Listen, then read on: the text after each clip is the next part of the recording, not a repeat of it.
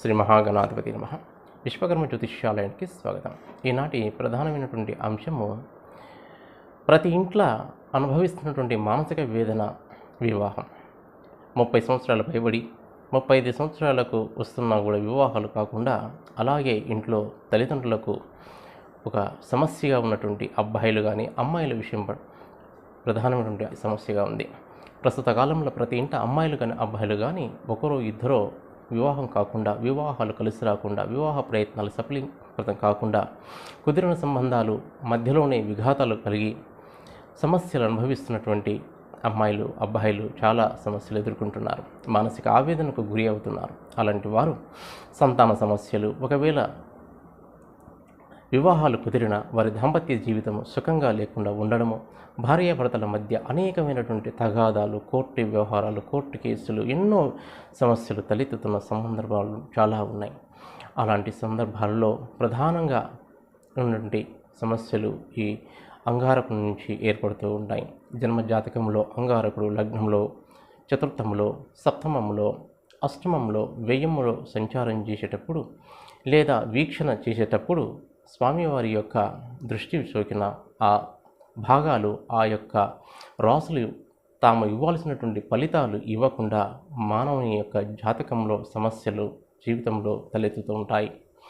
అలాంటి సందర్భాల్లోనే గర్భ సంబంధమైన బాధలు, ఇతి బాధలు, మృత సంబంధమైనటువంటి బాధలు ఈనాడు ప్రతి ఇంట మనకు కనబడుతూనే ఉన్నాయి. ప్రధానమైనటువంటి సమస్యలు జన్మించినటువంటి లగ్నం అనుసరించి ఇవి ఏర్పడుతూ ఉంటాయి.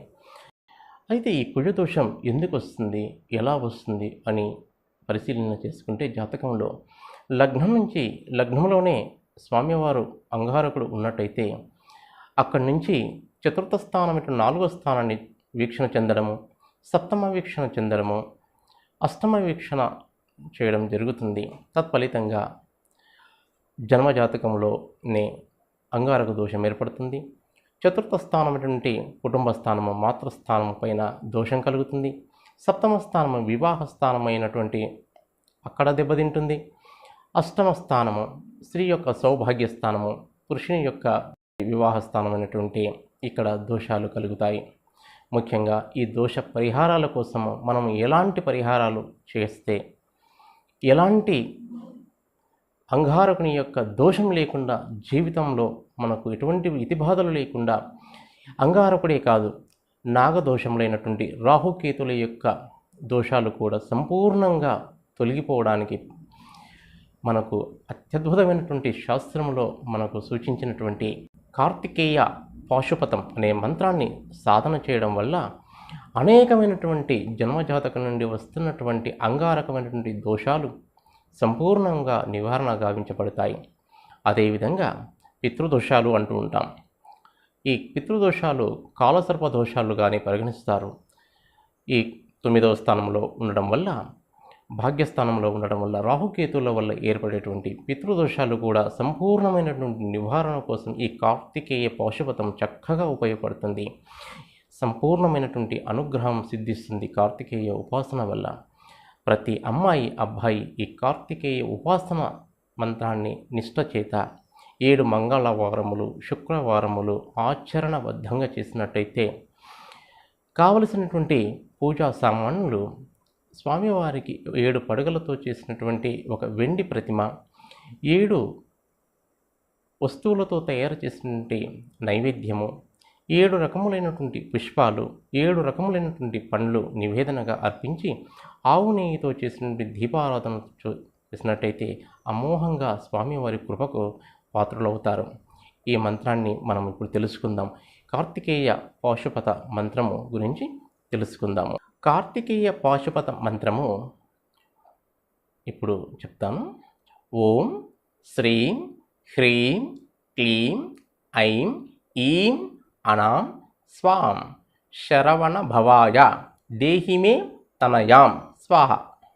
ఈ మంత్రాన్ని ప్రతి నిత్యము ఏదైతే ఎండితో చేయించినటువంటి 7 పడగలతో కూడినటువంటి నాగప్రతిమ అయితే ఉందో దానికి ఆవు పాల చేత అభిషేకాదులు, 7 రంగుల 7 రకములైనటువంటి పుష్పాలు, 7 పదార్థములతో చేసినటువంటి పాయసాలు, నైవేద్యాలు టెంకాయ, పండ్లు, పూలు స్వామివారికి శుక్రవారము, మంగళవారములు ప్రత్యేకంగా చేసి స్వామివారికి నివేదన చేసినట్టయితే జన్మజాతకములో ఎంత బలమైనటువంటి గ్రహదోషాలైనా పూర్తిగా తొలగి శీఘ్రమే కళ్యాణ ప్రాప్తి, సంతాన ప్రాప్తి, వైవాహిక జీవితంలో అనుభవిస్తున్నటువంటి కోర్టు తగాదాలు, అనేకమైనటువంటి మహా దోషాలు కూడా తొలగి సుఖ సంసారమైనటువంటి జీవితాన్ని అనుభవించడానికి ఈ యొక్క కార్తికేయ పాశుపతం అద్భుతంగా పనిచేస్తుంది.